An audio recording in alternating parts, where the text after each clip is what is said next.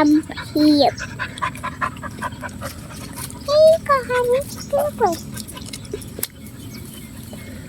màu chăm hiệp ồn ồn ơi ông bọc bong nông san hai ông bọc bong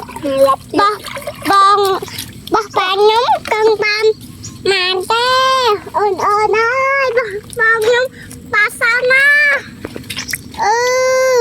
mới bong nông bà sao bà nông tiếp bong trên núi nè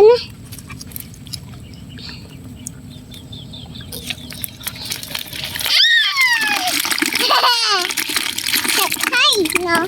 cho nó thăng lên kìa anh nhẹ con nhé nó là cho đi kia kìa à bông nữa chặt đi gì ơn là huy ơn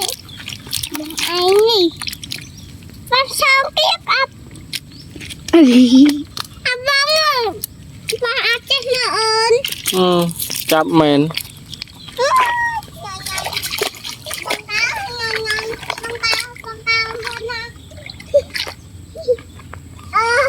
trong bao quần thân tao có ăn chứ đừng men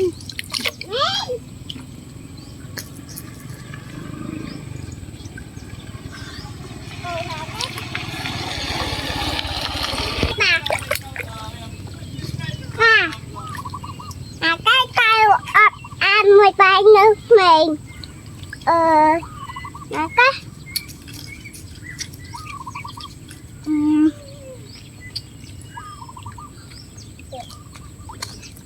ba con su mùi là cái tay ăn mùi và anh cây mấy con thanh phương qua tới là cái ông ca trong thạch kiệp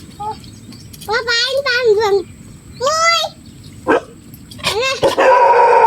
trời ơi nâng tiếp hai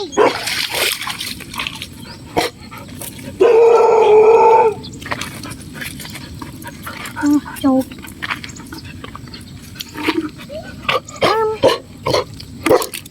มันcho khả năng tràn thật mấy nhỉ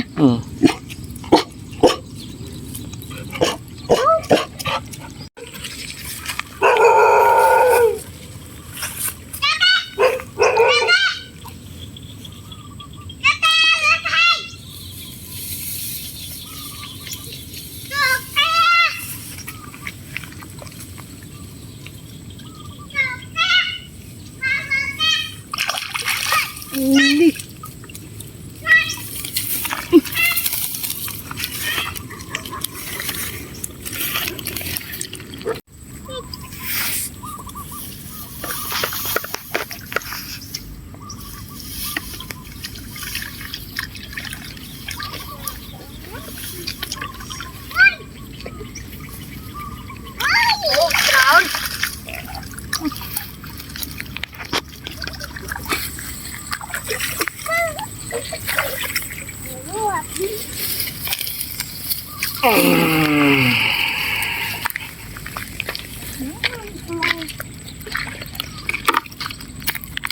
mà cả lần như hai